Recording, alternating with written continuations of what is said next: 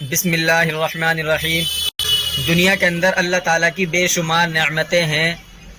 ان بے شمار نعمتوں میں سے ان آیت کے اندر اللہ تعالیٰ اپنی 9 نعمتوں کو شمار فرما رہے ہیں۔ یعنی اس سے پہلے جو 5 آیتیں تھی ان کے اندر قیامت کے منکرین کا تذکرہ تھا۔ وہ اللہ کے نبی سے پوچھتے تھے کہ قیامت کب آئے گی، کیسے آئے گی۔ ان آیتوں کے اندر اللہ تعالیٰ اپنی 9 نعمتوں کو شمار فرما کر یہ بتانا چاہ رہے ہیں کہ جیسے میری یہ 9 نعمتیں ہیں، اگر میں اپنی بہت ساری نعمتوں میں سے ان 9 نعمتوں کو تم سے ختم کر دوں تو قیامت آ جائے گی۔ انہیں کو ان آیت کے اندر بیان کیا گیا ہے۔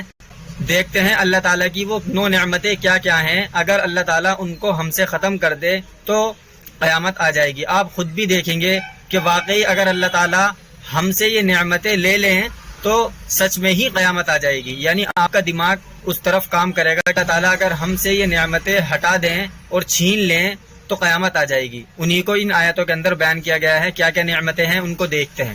پہلی نعمت ہے الم نجعل الارض مہادا، کیا ہم نے زمین کو فرش نہیں بنایا؟ یعنی اللہ تعالیٰ نے زندگی بسر کرنے کے لیے زمین کو فرش بنایا۔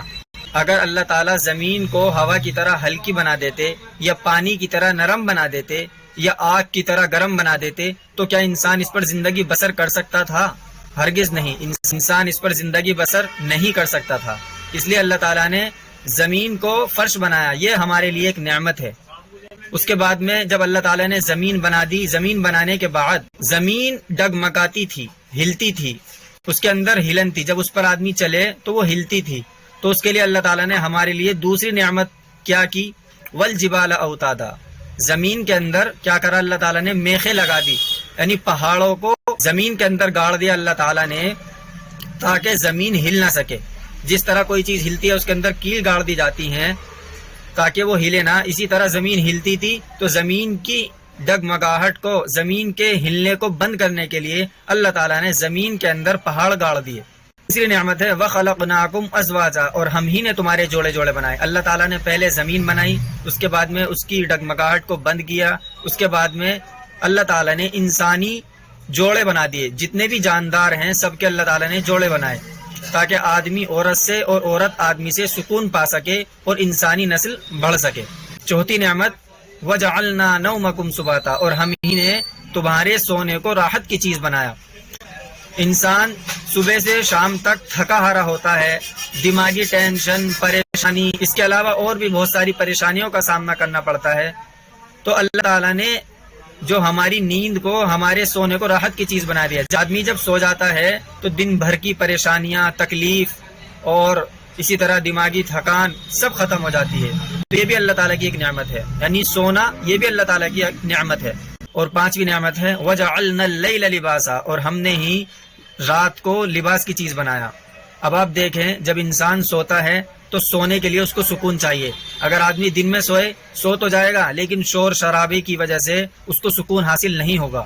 تو اللہ تعالیٰ آگے بیان کر رہے ہیں وَجَعَلْنَا اللَّيْلَ لِبَاسًا، ہم نے رات کو لباس کی چیز بنایا، یعنی اس سے اس بات کی طرف اشارہ ہے کہ آدمی جب سوتا ہے اس کو سکون چاہیے، اور سکون آدمی کو رات میں ملتا ہے۔ وہ کس طرح؟ اللہ تعالیٰ نے دنیا کا نظام اس طرح بنا دیا ہے کہ پوری مخلوق پر، جو بھی جاندار مخلوق ہے، رات کے اندر اس پر نیند کو مسلط کر دیا۔ جب سب جاندار سو جاتے ہیں تو دنیا کے اندر سکون ہو جاتا ہے، اور جب سکون ہو جائے گا تو آدمی کو اچھی نیند آتی ہے۔ تو سونے کے لیے سکون کا ہونا ضروری ہے، اور سکون اسی وقت حاصل ہوگا جب شور شرابہ نہ ہو۔ تو اللہ تعالیٰ نے رات کا نظام کو ایسا کر دیا کہ تمام مخلوق پر نیند کو مسلط کر دیا تاکہ سکون حاصل کر سکے۔ تو یہ اللہ تعالیٰ کی یہ بھی ایک نعمت ہے۔ اس کے بعد میں اللہ تعالیٰ فرماتے ہیں وَجَعَلْنَا النَّهَارَ مَعَاشًا، اور ہم نے ہی دن کو معاش کا وقت بنایا۔ اس کے بعد میں جب آدمی صبح کے وقت اٹھتا ہے، اٹھنے کے بعد اپنی روزی تلاش کرے، معاش تلاش کرے، تو دن کو اللہ تعالیٰ نے معاش کا وقت بنایا ہے۔ اگر ہمیشہ رات ہی رات رہتی تو یہ بھی پریشانی والی بات تھی۔ تو اللہ تعالیٰ نے دن کو بھی ہمارے لیے ایک نعمت، انعام کے طور پر اللہ تعالیٰ نے ہمیں دیا ہے۔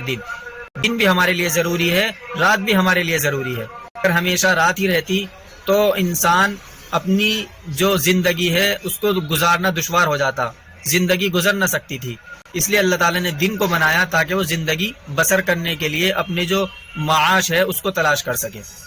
وَبَنَيْنَا فَوْقَكُمْ سَبْعًا شِدَادًا، اور ہم ہی نے تمہارے اوپر 7 مضبوط آسمان بنائے یہاں اللہ تعالیٰ اپنی قدرت کا مظاہرہ کر رہے ہیں کہ دیکھو جب سے دنیا بنی ہے، جب سے تم پیدا ہوئے ہو، تم بھی دیکھ رہے ہو، اور جب سے ہم نے دنیا بنائی ہے تبھی سے ہم نے یہ آسمان بنائے ہیں، بغیر ستون کے ہم نے یہ آسمان بنائے ہیں، اور آسمان کے اندر ہم نے ستارے لگا دیے ہیں ہیرے کی طرح جو چمکتے رہتے ہیں۔